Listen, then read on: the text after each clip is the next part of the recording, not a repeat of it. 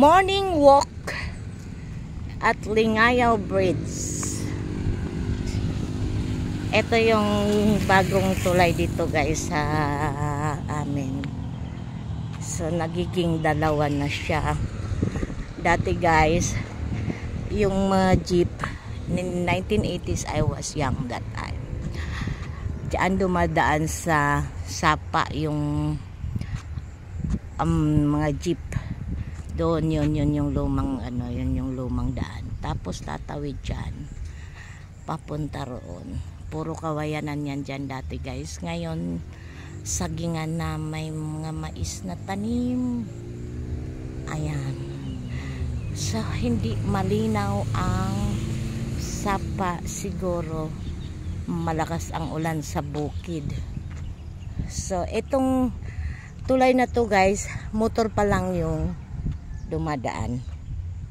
Di pa pwede sa 4 wheels.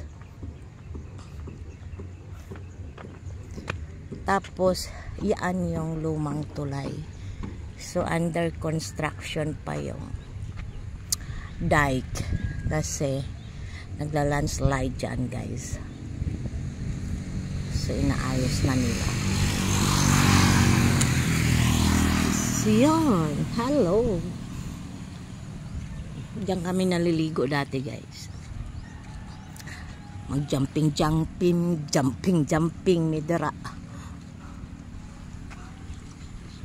Ayan. Di na maganda yung ngayon. Di na malinaw. So yun yung lumang bridge. Shout out Nay. Ayan.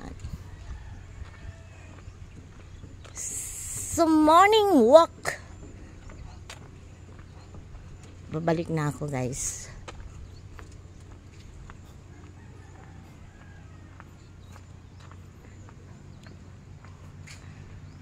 Today is cloudy.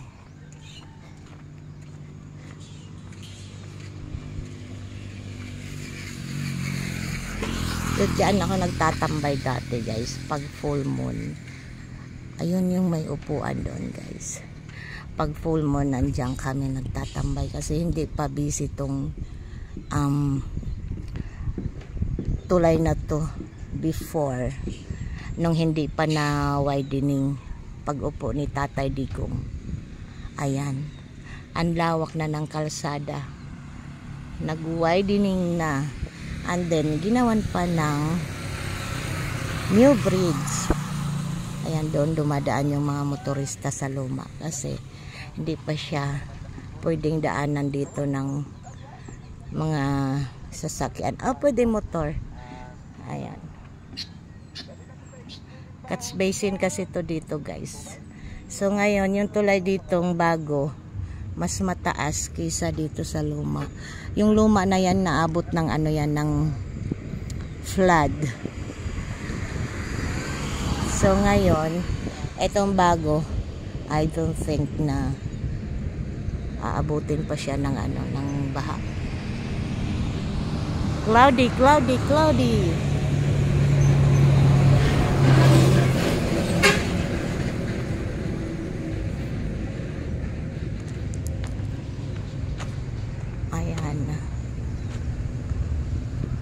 Maisan to dito dati guys. So tingnan nyo yung yun, yung sapa guys. So, gawa na rin yan. Dati doon yung tubig. Yung bago magmaisan na yan. Tapos ito ginawa na to eh. Man-made na yung na yan.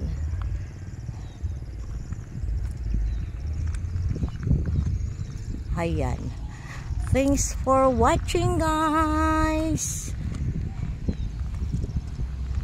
Bye bye.